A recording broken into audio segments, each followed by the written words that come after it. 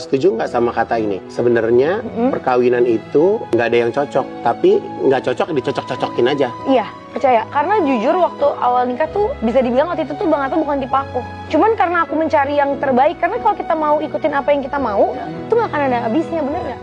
Bu Ibu, setuju nggak sama statement yang disampaikan Aurel di podcast tadi? Dalam pernikahan itu sebenarnya nggak ada pasangan yang benar-benar cocok. Kalau dipikir-pikir, ada benernya juga ya. Karena dua orang yang dibesarkan dengan kebiasaan, cara komunikasi, dan cara pandang yang berbeda pasti akan menemukan banyak perbedaan setelah menikah. Tapi menariknya, penelitian dari Journal of Research in Personality terhadap lebih dari 1.200 pasangan menemukan bahwa kemiripan kepribadian ternyata nggak berkaitan langsung dengan kepuasan hubungan. Jadi mungkin yang bikin hubungan bertahan itu bukan karena dua orang yang selalu cocok, tapi karena mereka mau terus belajar, memahami, dan beradaptasi dengan perbedaan satu sama lain. Kalau lagi berhadapan sama perbedaan-perbedaan itu, mungkin beberapa hal ini bisa dicoba. Kadang tanpa sadar, waktu pasangan melakukan sesuatu yang gak sesuai ekspektasi kita, langsung muncul pikiran, kenapa sih dia tuh gak bisa kayak aku aja? Padahal, semakin kita fokus mengubah pasangan, biasanya semakin sering muncul konflik. Coba pelan-pelan ganti pertanyaannya. Kenapa ya dia melihat ini dengan cara yang berbeda? Karena memahami pasangan itu nggak selalu berarti harus setuju sama dia.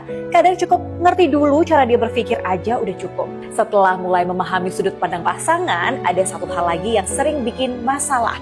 Keseringan berasumsi. Kita tuh sering ya berharap pasangan ngerti kebutuhan kita tanpa perlu dijelasin. Padahal kenyataannya gak ada yang bisa baca pikiran orang. Daripada kita sibuk menebak-nebak, lebih baik dibiasakan ngomong langsung sesimpel, aku lagi butuh didengerin nih. Yang kamu butuhin dari aku sekarang apa? Satu pertanyaan sederhana aja bisa menghindari konflik yang sebenarnya gak perlu terjadi loh. Waktu dua orang yang berbeda hidup bersama, pasti ada momen dimana kebutuhan atau keinginannya gak selalu sama. Di titik ini, banyak pasangan tanpa sadar masuk ke mode siapa yang paling benar. Padahal dalam pernikahan, tujuan diskusi bukan mencari pemenang, tujuannya tuh mencari solusi biar diterima dua-duanya. Coba geser fokusnya dan mempertahankan pendapat masing-masing jadi mencari jalan tengah. Hubungan yang sehat itu bukan hubungan yang selalu sepakat, tapi hubungan yang tetap bisa saling menghargai meskipun sedang berbeda pendapat. Ada orang yang merasa dicintai kalau dibantu beres-beres, ada yang merasa dicintai kalau diajak ngobrol, ada yang seneng kalau dikabarin, ada juga yang paling merasa deket lewat sentuhan atau pelukan. Masalahnya, kita sering memberikan kasih sayang dengan cara yang menurut kita penting, bukan dengan cara yang dibutuhkan pasangan. Sebelum buru-buru menyimpulkan pasangan gak perhatian,